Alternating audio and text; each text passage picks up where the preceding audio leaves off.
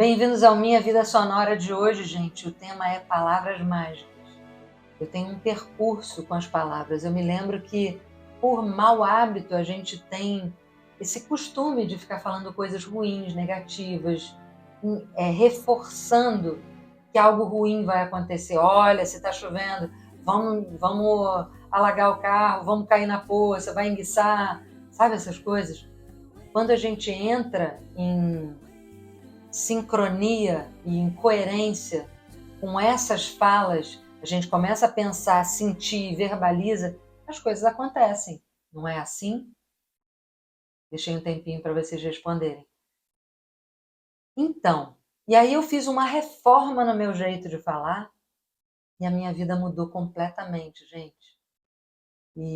Mas antes de falar especificamente desse tema, a palavra ela tem uma história muito interessante. A gente começou imitando os animais, os sons dos animais.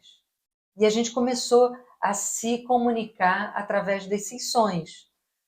Num segundo momento, a nossa primeira forma de comunicar foi a música, foram as melodias. A gente sentava em volta das fogueiras e a gente começava a entoar melodias. E a gente depois começou a atribuir significados a certos sons, e assim a gente foi e evoluindo as palavras, combinando entre elas e gerando novas palavras. E aí a gente começou a fazer feitiço com as palavras. A gente começou a usar as palavras como forma de feitiço mesmo. Porque eu entendo que na antiguidade as pessoas tinham a consciência do poder das palavras, né?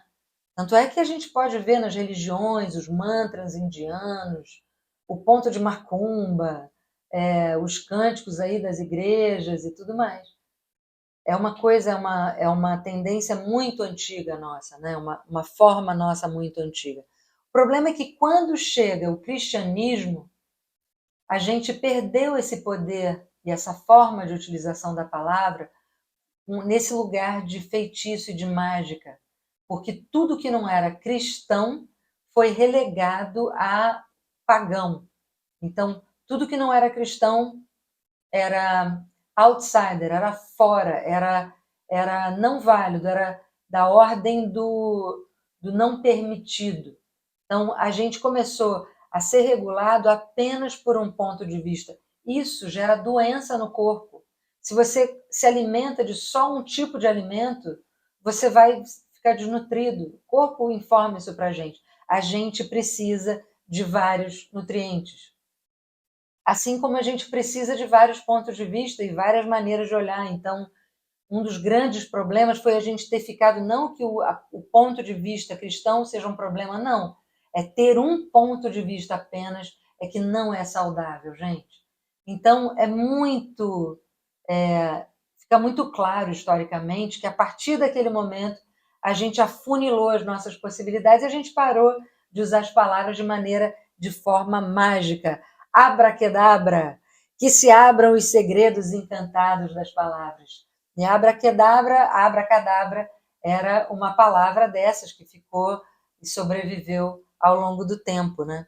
E o processo de manifestação é sobre a gente calibrar o que a gente pensa, o que a gente idealiza, o que a gente sonha, calibrar junto com o que a gente sente. Caramba, eu estou imaginando aqui, sei lá, eu voando, ou eu, sei lá, voando em cima de um cavalo. E aí eu começo a sentir aquela sensação de estar em cima desse cavalo numa praia. E aí daqui a pouco eu verbalizo, eu queria tanto fazer um passeio em cima de um cavalo. E aí daqui a pouco isso acontece. Estou falando, dando um exemplo bobo, mas isso pode ser também em relação a tudo. A profissão que a gente queira exercer, a um projeto que a gente queira pôr em prática, a uma relação que a gente queira manifestar, uma relação amorosa, um grupo de amigos, um contexto, uma comunidade, um propósito, ter pelo que lutar, qualquer coisa que a gente queira manifestar na vida é sobre calibrar o que a gente pensa, o que a gente sente e o que a gente fala. Só que eu tenho sempre batido nessa tecla, né, gente? Só que a gente precisa de método. Senão a gente não consegue lembrar todos os dias, porque esse é um exercício diário. A gente precisa, sim, fazer isso todo santo dia, para que consistentemente essa vibração comece a circundar a gente, né? Comece a estar presente na nossa vida, né?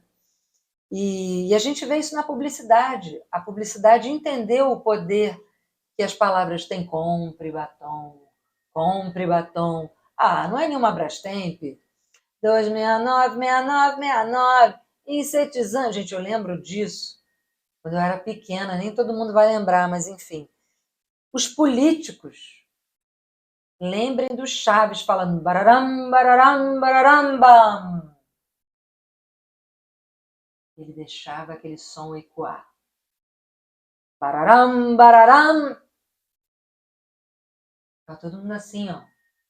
É um ritmo, é uma frequência, é uma melodia, é um mantra que está por trás.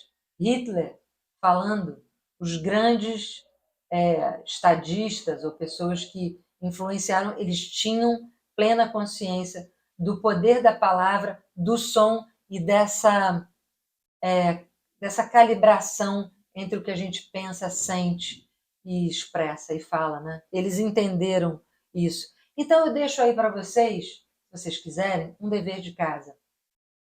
Comecem a prestar atenção nas palavras ditas por vocês insistentemente e como aquilo se desdobra. Comecem a prestar atenção como as palavras de outros influenciam vocês. E aí vocês vão se dar conta do poder que essa ferramenta tem. As palavras são poderosíssimas, gente. A gente falando, a gente escutando. Então, há uma maneira da gente colocar isso em prática. E é uma prática de todo dia. E há que ter disciplina. Tem que ter muita disciplina. Tá bom, meus amores? Eu já estou terminando aí o curso Manifesta no Hotmart. Eu vou divulgar e vou adorar e poder compartilhar com vocês esse método prático. E é uma coisa que mudou minha vida. É isso, meus amores. Até o próximo A Minha Vida Sonora. Espero que vocês tenham gostado. Eu vou ler todos os comentários aqui embaixo, tá? Um beijo e até. Bye!